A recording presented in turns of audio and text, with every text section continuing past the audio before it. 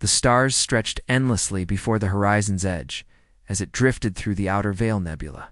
Captain Jehoiakim stood on the bridge, watching the swirling purple and blue clouds outside. His crew had been traveling for 3 months since leaving Earth, searching for intelligent life. They had finally found it. The alien ships appeared without warning. 12 massive vessels materialized from the darkness, each one twice the size of Geo's exploration ship. They were beautiful in a strange way, covered in glowing symbols that pulsed like heartbeats. Jeho felt his stomach tighten. This was the moment humanity had prepared for, dreamed about, and feared. Dr. Minji Park rushed to his side, her tablet displaying the first contact protocols. She had spent 10 years studying xenobiology, preparing for this exact moment.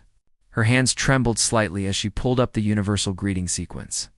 "Captain, I'm ready to initiate communication," she said. Her voice steady, despite her nervousness. Subin Lee, the communications officer, activated the transmission systems. The message went out in mathematics, music, and light patterns. It was a simple greeting, designed by Earth's brightest minds to be understood by any intelligent species. For 30 seconds, there was only silence. Then the response came. The alien voice filled the bridge, translated by their computers into something almost understandable. It sounded wrong, like rocks grinding together. Primitive vessels detected, neural patterns analyzed. Consciousness deficiency confirmed. You require corrective processing. Jeho exchanged confused looks with Minji. Deficiency? What are they talking about? He asked. Mingi shook her head, scrolling through possible translation errors. Lieutenant Daeon Choi, the security officer, moved closer to his weapons console. He didn't like the tone of that message. "This is Captain Jeho Kim of Earth," Jeho responded carefully. "We come in peace. We seek dialogue and friendship with your civilization.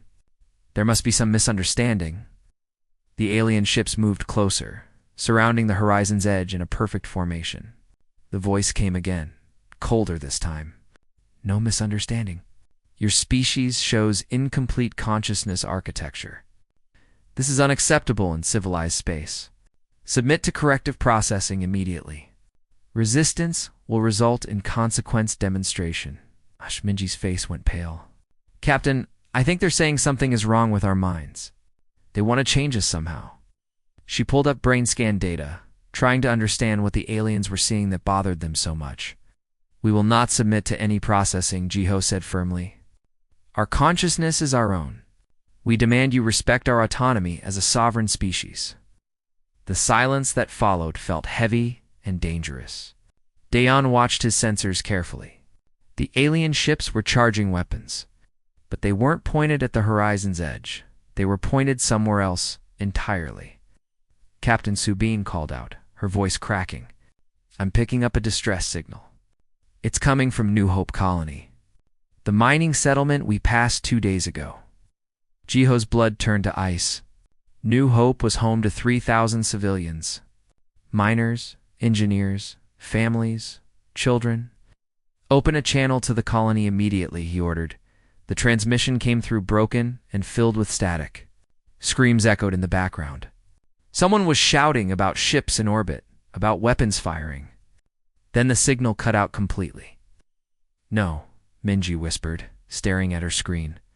No, the alien voice returned, emotionless and final. "Consequence demonstration complete. 3,000 deficient consciousnesses terminated. You have 48 hours to submit to corrective processing. If you refuse, further demonstrations will follow. Your primitive species must learn compliance." Jeho gripped the armrests of his command chair so hard his knuckles turned white. Around him, the bridge fell silent except for the quiet sobbing of Subin. 3,000 people, dead, just like that. Because humanity had said no to being changed, being fixed, being made into something else. Sir Daeon said quietly. "What are your orders?" Jeho looked at the alien ships surrounding them. He thought about the families on New Hope, the children who had been playing in the habitat domes just 2 days ago when the horizon's edge stopped for supplies. He thought about Earth, about the billions of humans who had no idea what was waiting for them in the stars. Plot a course back to Earth, Jiho said, his voice hard as steel. Maximum speed. We need to warn everyone. They'll follow us, Minji said softly. We'll lead them right to Earth. But Earth needs to know what we're facing. They need to know that first contact didn't go the way we planned. They need to prepare for war. The horizon's edge turned and accelerated, pushing its engines to the limit. The alien ships followed at a leisurely pace, confident and unhurried. They didn't seem worried about the small human vessel escaping. Why would they be? They had just demonstrated their power. They had killed 3,000 people as easily as someone might crush an insect. As the ship jumped to faster-than-light speed, Jiho recorded a message for Earth. He explained everything.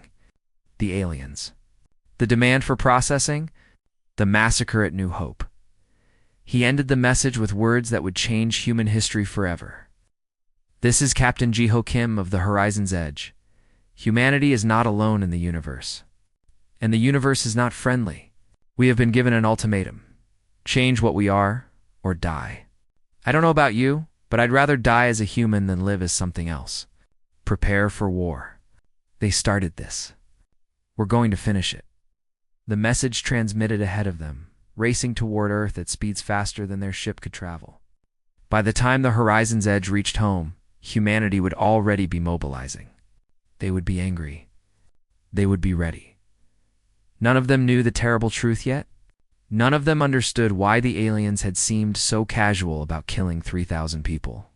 None of them realized that humanity was about to discover something that would change everything about the war to come.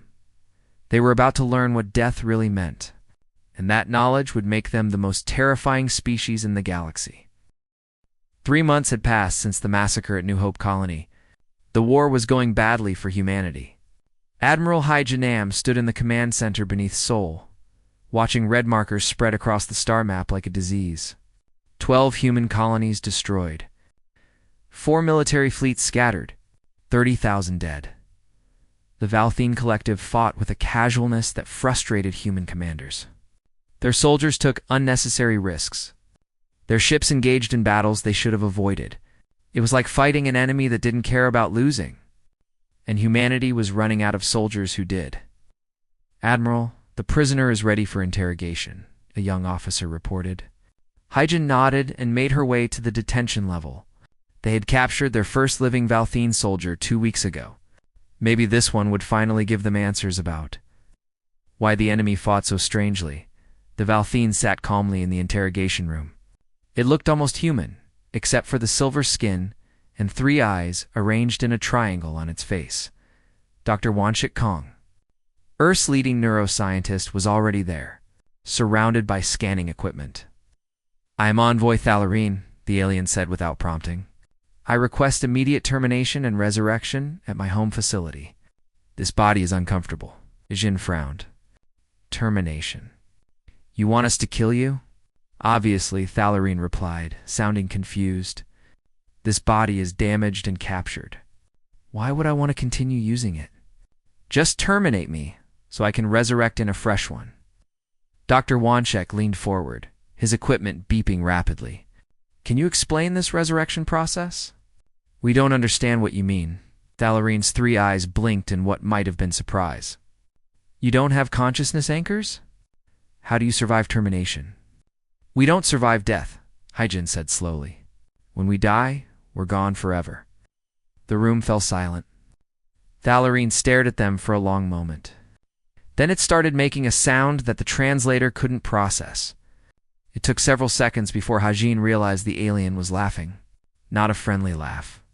A horrified, disbelieving laugh. You're serious, Thalarine finally said. You actually experience permanent termination. That's why your neural patterns look deficient. You don't have quantum anchors. You're truly mortal. Dr. Wanchik's hands shook as he typed notes. Explain the anchors. Explain everything. Over the next 6 hours, Thalarine explained the truth about galactic civilization. Every known species had evolved or developed. Technology that created a backup of their consciousness in a quantum dimensional layer. When their body died, Their consciousness automatically transferred to a new body grown in resurrection facilities on their homeworld. Death was temporary. Inconvenient, like losing a video game character, but not permanent. War was a sport for them. Soldiers who died in battle would wake up at home a few days later, slightly embarrassed but otherwise fine. That's why the Valthene had so casually killed 3,000 humans at New Hope. They thought humans would just resurrect somewhere else. But you killed them permanently, Hyjin said, her voice deadly quiet. You erased 3,000 people from existence forever, and you didn't even know you were doing it. Thalarine's silver skin turned a darker shade. We assumed all intelligent life had consciousness preservation. True death hasn't existed in the collective for millions of years. What you describe is horrifying beyond measure. Dr. Wanshik was already working on his computer, pulling up data. If what you're saying is true, we should be able to detect these quantum anchors. Give me access to your neural patterns. The scanning began immediately. Within an hour, Wanshik had found it. A connection that existed in Thalarine's brain, but not in any human brain. A link to somewhere else. Somewhere beyond normal space. A lifeline that meant death was never final. Humanity didn't have that. Lifeline? The news spread through Earth's military command like wildfire. Within days, every human in the solar system knew the truth. They were the only species that truly died. Every alien they killed came back. Every human who fell was gone forever. The psychological impact was immediate. Some soldiers broke down, unable to face an enemy that couldn't really die. Others became harder, colder. The Valthene had murdered 30,000 truly mortal beings while thinking it was just a temporary inconvenience. That wasn't war. That was something worse. Admiral Hyjin called an emergency meeting with Earth's leaders. We have two choices, she said. We can surrender and accept their corrective processing, whatever that means. Or we can show them what real war looks like when fought by people who actually die. President Han Yulan looked around the room at the assembled commanders. What do you recommend, Admiral? We give them something they've never experienced before, Hyjin said. We make them understand what they've done. We make them feel what we feel. Dr. Wanshik stood up, his face pale. I've been studying the quantum anchor technology.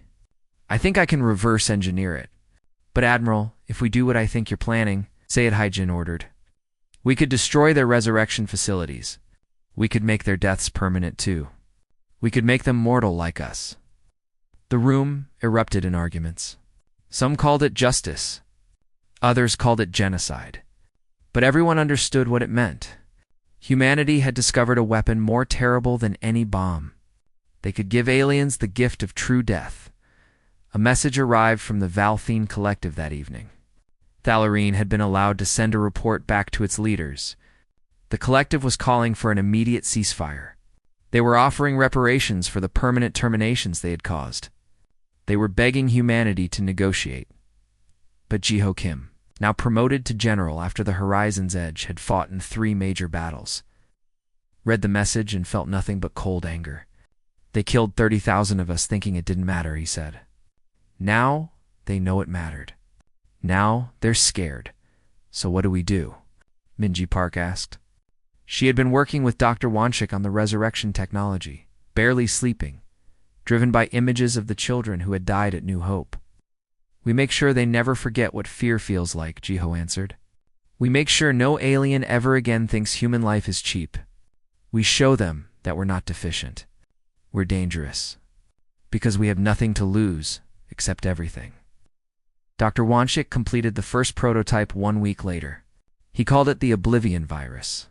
It was designed to permanently sever an alien's connection to their quantum anchor. Once infected, they would live one more life.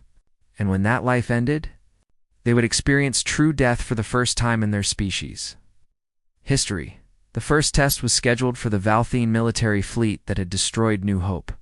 40,000 soldiers. All about to learn what humanity lived with every single day. Admiral Hyjin looked at the launch authorization on her screen. One signature would change the war forever. It would make humanity into something new. Something frightening. She signed it without hesitation. The virus deployed across the Valthene fleet in seconds. The soldiers didn't even know they were infected until the fighting started and their companions began dying permanently. The screams that came through the communication channels were unlike anything humans had heard before. It was the sound of immortals realizing they could truly die. The galaxy would never be the same. Colonel Sora Yoon crouched in the darkness of the Valthene command station, her rifle steady in her hands. Around her, the 15 members of Ghost Corps moved like shadows through the corridors. They were humanity's answer to an enemy that couldn't truly die. They were soldiers who had accepted that they could. The mission was simple: infiltrate the command station. Destroy the resurrection node controls. Send a message. Sora had volunteered immediately when Admiral Hyjin had asked for soldiers willing to die for the cause. She had lost her brother at New Hope. She had nothing left to lose. Contact in 3, 2, 1, whispered Tai Wuxin, the unit's medic. He wasn't here to save lives. He was here to document what came next. Every member of Ghost Corps wore a camera. The galaxy needed to see what humans could do. The Valthene guards barely had time to raise their weapons. Ghost Corps moved with a precision born from knowing each second might be their last. Sora put 3 bullets into the first guard's center mass. It went down screaming, clutching its wounds. Real wounds. Permanent wounds. The Oblivion virus had already spread through this station. "You're afraid," Sora said into her. "Come. Look at them. They're actually afraid of dying now." It was true. The Valthene soldiers were fighting differently than before. They took cover. They retreated. They begged for mercy. 3 months ago, they would have charged forward recklessly, knowing death was temporary. Now they knew better. Ghost Corps fought their way to the central control room. Sora lost 2 soldiers in the process. Private Minho fell to plasma fire, his last words accursed at the aliens who had started this war. Specialist Yuri took a blade to the chest. Bleeding out in Taiwu's arms while whispering about her daughter back on Earth. Each death meant something. Each death was permanent and real and devastating. And that made Ghost Corps more terrifying than any alien could understand. "Hi, Commander." Beck still watched the human assault on his monitors with growing horror. He had fought in 500 battles across 2,000 years. He had died personally 63 times. But he had never felt fear like this before. The humans fought like demons. They didn't retreat when wounded. They didn't surrender when surrounded. One human soldier, hit by plasma fire that burned through her armor, had dragged herself forward and triggered a grenade that killed 4 Valthene troops. She had smiled while doing it. "Why do they fight like this?" Vextild demanded. "They know they can't resurrect. Why do they throw their lives away?" His aide, a young Valthene named Kirshen, pulled up the translation of a message the humans had been broadcasting.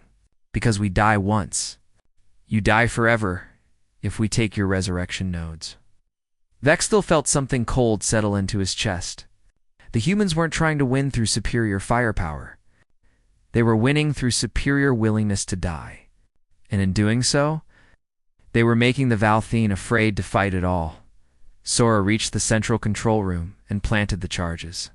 She had maybe 3 minutes before Valthene reinforcements arrived. Plenty of time to complete the mission. She activated her camera to record a direct message. "My name is Colonel Sora Yoon," she said calmly, even as alarms blared around her. "I'm probably going to die in the next few minutes. That's okay. I accepted that before I came here. But I want you to know something. My brother died at New Hope. He was 12 years old. He loved building model starships. He wanted to be an explorer when he grew up." She paused, checking the charges. "All set. You killed him thinking it didn't matter, thinking he would just come back somewhere else. But he's gone forever. And so are 30,000 others. So here's what we're doing. We're making you understand what you took from us. We're teaching you what death really means." The charges detonated. The resurrection node controls exploded in a shower of sparks and twisted metal. Every Valthene on this station just lost their connection to their quantum anchors. When they died, they would stay dead. Sora made it out, barely Taiwu. Dragged her to the extraction point with plasma burns covering half her body. Ghost Corps had lost 7 soldiers out of 15, but the mission was complete. The video Sora recorded spread across the galaxy faster than any weapon. Within days, every species in the Valthene Collective had seen it. They watched a human woman calmly explain mortality while destroying their greatest comfort. They watched her escape while wounded, refusing to give up even when death was certain. The psychological impact was devastating. Valthene soldiers started refusing to engage human forces. Other species in the collective began questioning the war. Why were they fighting beings who had nothing to lose? What could they possibly win against an enemy that treated death as just another obstacle? Dr. Mingy Park sat in her lab, exhausted and conflicted. She had helped create the Oblivion virus. She had helped turn humanity into something that terrified the galaxy. But she couldn't stop thinking about the Valthene soldiers she had seen dying. Really dying. Permanently dying. Are we the good guys in this? She asked Taiwu, who was visiting her lab to drop off biological samples from the Ghost Corps mission. Taiwu set down his case carefully. His hands still shook sometimes, remembering Yuri dying in his arms. I don't know, he admitted. They killed 30,000 of us first. They would have killed more if we hadn't stopped them. But what we're doing now, we're teaching them to fear death, Mingy finished. We're spreading mortality across the galaxy like a plague. Maybe they needed to learn, Taiwu said quietly. Maybe a galaxy where nobody truly dies is a galaxy that doesn't value life. They treated war like a game. We're showing them it's not. The Valthene Collective sent another peace offer. This one came with detailed proposals for reparations. They offered technology, resources, territory, anything to make humanity stop. General Jiho read the proposal with Admiral Hijin. It was generous. Extraordinarily generous. The collective was terrified. What do you think? Hijin asked. Jiho thought about Captain Kim, the man he had been 3 months ago. That man might have accepted peace. But General Jiho had seen too much. Lost too many soldiers. Watched too many friends die permanently while the enemy respawned again and again. I think they taught us that some insults can't be forgiven, he said. They killed 30,000 of us casually, without thought, without understanding. Now they understand. Now they're scared. But that's not enough. What more do you want? Hijin asked, though she suspected she knew the answer. I want them to never forget, Jiho said. I want every species in this galaxy to know that humanity is mortal. And that makes us dangerous. Because we understand the value of life in a way they never could. Dr. Wanchik had been working on something new. Something that went beyond the Oblivion virus. He called it the Eternal Quarantine Protocol. It didn't just sever the connection to quantum anchors. It allowed humans to control who got resurrected and who didn't. We're not just making them mortal, Wanchik explained to the Earth Security Council. We're taking control of their immortality. We decide who lives and who dies. Forever. The implications were staggering. Humanity would become the gatekeepers of death itself. They would control the resurrection of trillions of aliens across hundreds of worlds. President. Haniel looked at the proposal with tired eyes. If we do this, we become tyrants. We become the thing we fought against. If we don't do this, they might attack us again in 100 years, Admiral Hijin countered. When they've forgotten how dangerous we are. This way, they'll never forget. They'll never dare. The vote was close. But it passed. Humanity began infiltrating the resurrection networks of every species in the Valthene Collective. Kungmin, a brilliant hacker who had been a college student before the war, led the digital assault. Within weeks, humans had access to the quantum anchor controls of 47 different species. The galaxy held its breath, waiting to see what humanity would do with the power to control death itself. Ambassador Giwan Beek stood before the assembled representatives of the Valthene Collective, her face carefully neutral. The Grand Chamber was beautiful, built from crystal that caught and scattered light in patterns that hurt human eyes. 47 different species sat in tiered seats, all watching her with fear in their alien eyes. The Valthene Collective formally offers complete and unconditional surrender, Speaker of Eternity, Zorthalen announced. Its voice carried the weight of someone used to command, but now that command was broken. We offer full reparations for the permanent terminations inflicted upon humanity. We cede all disputed territories. We submit to any punishment Earth deems appropriate. Giwan had been a diplomat before the war. She had spent 20 years negotiating trade deals and peace treaties. She believed in the power of words to solve conflicts. But she also knew that words only had power when backed by the right kind of force. And humanity now had all the force it needed. Your offer is noted, Juan said carefully. I will relay it to Earth for consideration. She knew what the answer would be before she even asked. General Jiho had made it clear in his last message. Some insults couldn't be forgiven with simple apologies. Some wounds went too deep for easy healing. Back on Earth, Jiho read the surrender offer and felt nothing but cold satisfaction. They're surrendering because they're terrified, he said to Admiral Haijin. Not because they're sorry. They would have kept killing us if we hadn't made them mortal. So we reject the surrender, Haijin asked. We give them something else, Jiho replied. We give them a choice they'll never forget. The message went out to every world in the collective simultaneously. Kung Minho had made sure it would reach everyone. Every alien with a quantum anchor received it directly into their consciousness. People of the collective, the message began, broadcast in hundreds of languages. You have surrendered, we accept. But surrender is not enough. You killed 30,000 of our people, believing death was temporary. You must learn that it is not. You must understand what you took from us. The terms were simple and horrifying. Humanity now controlled the resurrection networks. Every species could keep their immortality, but with conditions. They would submit to human oversight. They would accept human observers in their resurrection facilities. And most importantly, they would accept the eternal quarantine protocol. Any alien who committed violence against humans would have their quantum anchor deleted. They would live one mortal life, knowing that when they died, there would be no resurrection. No second chance. Just the dark emptiness that humans faced every day. Call this justice? Zorthalen demanded when Juan delivered the terms. You're holding our entire civilization hostage. You're making us live in fear of permanent death just as you do, Esquan said quietly. Now you understand what you did to us. Now you know what it feels like to have your existence held in someone else's hands. The collective erupted in chaos. Some species accepted immediately, desperate to maintain their immortality even under human control. Others refused, declaring they would rather die mortal than live under human tyranny. 3 species attempted to develop independent resurrection networks. Trying to escape human control, Kyungmin discovered their attempts within hours. The hacker sat in a dark room in Geneva, surrounded by quantum computers that connected to every resurrection facility in the galaxy.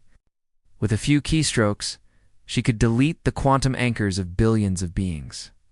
The Ralthari are trying to build their own network, she reported to Earth's Security Council. So are the Vex and the Vorin. What should I do? President Hanyul looked at the data. 3 species.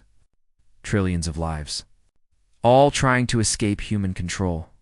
Give them a warning. Delete the anchors of their political leaders. Show them we're serious. Kungmin hesitated. She was 24 years old. She had been studying computer science when the war started. Now, she had the power to erase people from existence. All of their leaders? That's hundreds of individuals. Do it, Hanyul ordered. They need to learn that we don't make idle threats. The deletions happened instantly. Across 3 different worlds, political leaders suddenly felt their quantum anchors disconnect. They were still alive. But when they died, it would be forever. The panic was immediate and absolute. Within a day, all 3 species abandoned their independent network projects and accepted. Human Oversight G1 watched the news with growing horror. She sent a message back to Earth, marked urgent. We're becoming tyrants. This isn't justice. This is revenge, dressed up as security. We need to stop before we lose what makes us human. General Jiho received the message and called her directly.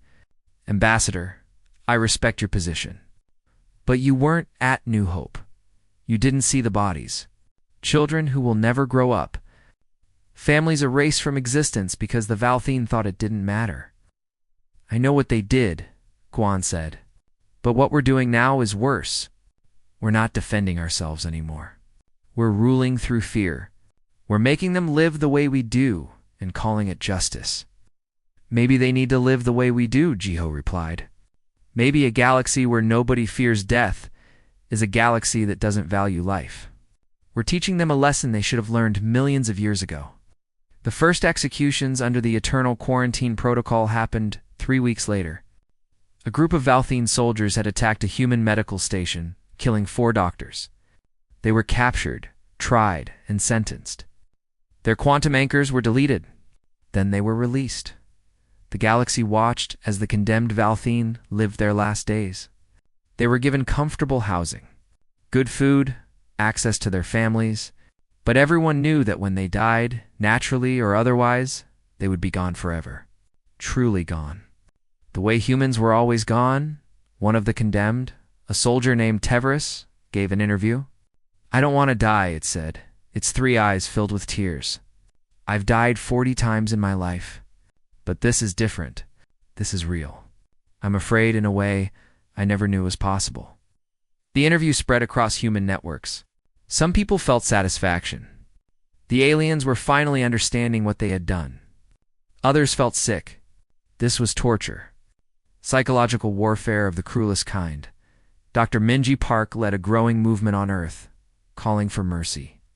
We've made our point, she argued in public forums. They understand now. They know we can kill them permanently. We don't need to actually do it. We can give them back their immortality and still maintain peace through deterrence. But the Security Council disagreed. The moment we give back control, they'll start rebuilding their military, Admiral Hygiene argued. They'll wait a generation or 2 until humans who remember the war are dead, and then they'll try again. This way every alien alive knows that humanity controls death itself. They'll never dare attack us. 20 years passed. A new generation of humans grew up in a galaxy where humanity ruled through control of the resurrection networks. Some saw it as necessary. Others saw it as their greatest shame. Captain Jiho, now old and retired, lived in a small house by the sea. He rarely gave interviews. But on the 20th anniversary of the war's end, a young reporter found him.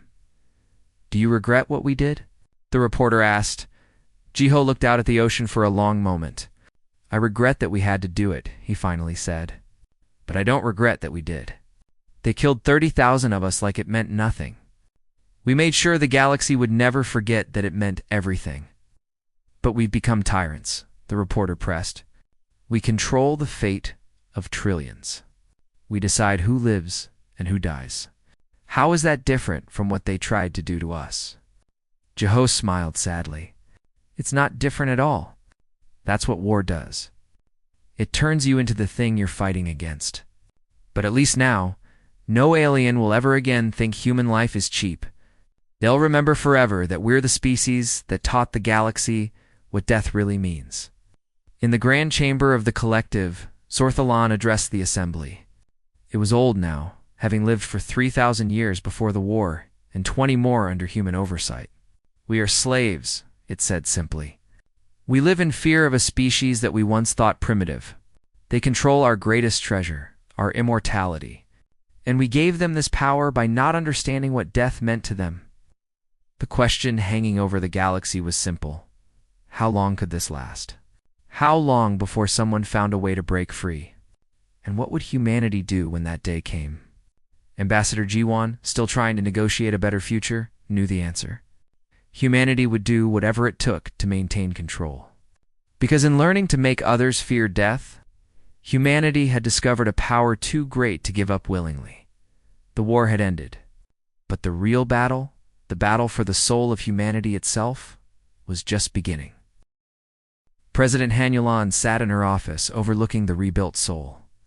Watching the sunrise paint the sky in shades of orange and gold, she was the 5th president since the war ended, and the first to be born after it started. She had grown up.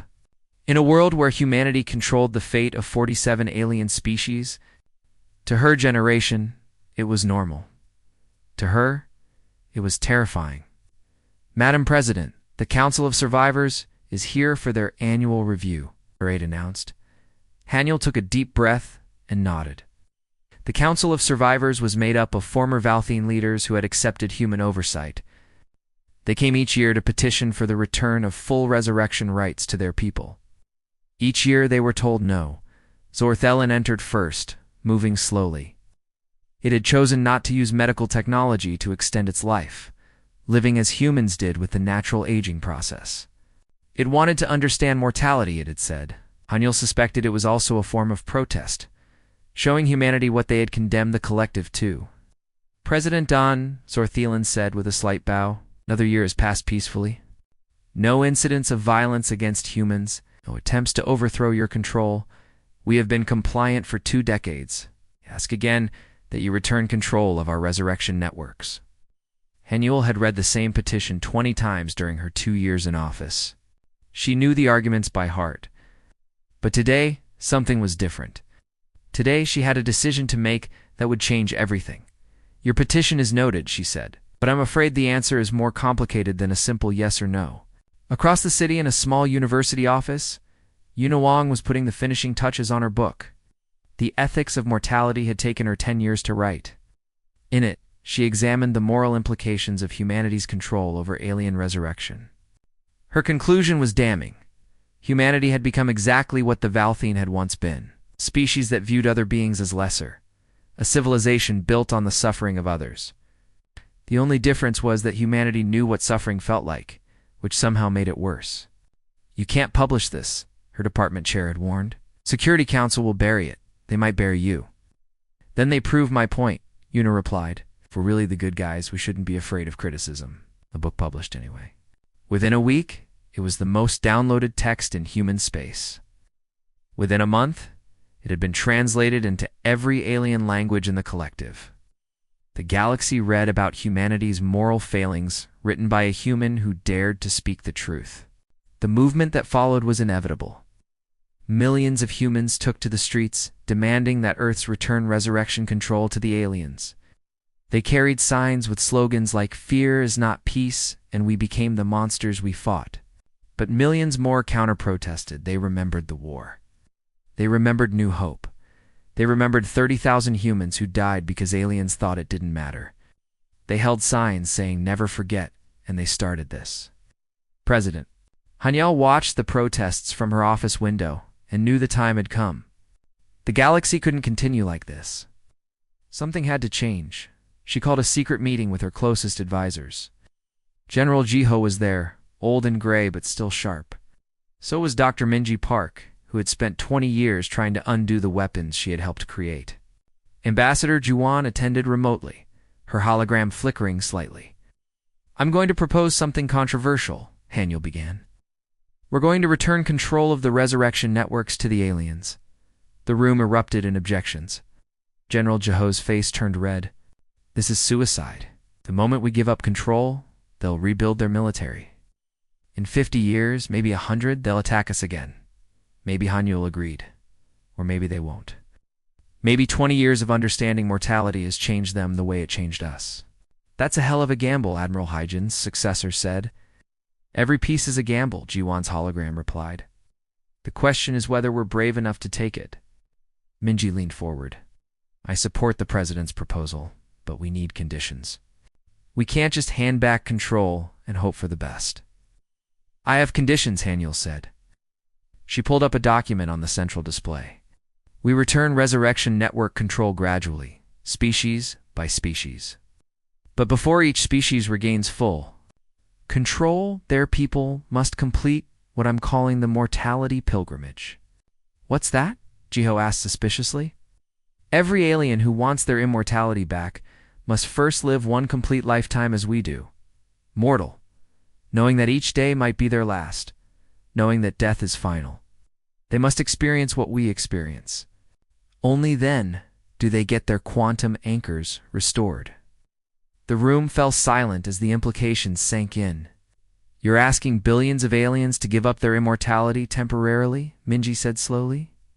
To choose to be mortal. I'm asking them to understand what they took from us, Haniel replied. Not through fear, not through force, through experience. If they want their immortality back, they have to earn it by understanding what it means to live without it. The proposal was announced 3 days later. The galaxy's reaction was mixed. Some aliens celebrated, seeing it as the first step toward freedom. Others protested, refusing to give up their immortality even temporarily. Still others volunteered immediately, wanting to experience what humans experienced. The first group to volunteer were the Valthene. The first alien humanity had captured led the volunteers. It had lived mortal for 20 years already, its quantum anchor deleted as punishment for its role in the war's beginning. "I've learned what death means," Thallarine said in a public statement. "I've learned what you humans carry every day. It's terrifying and beautiful and precious in ways I never understood when death was temporary. I want my people to learn this too." The mortality pilgrimage began with 10,000 volunteers from across the collective.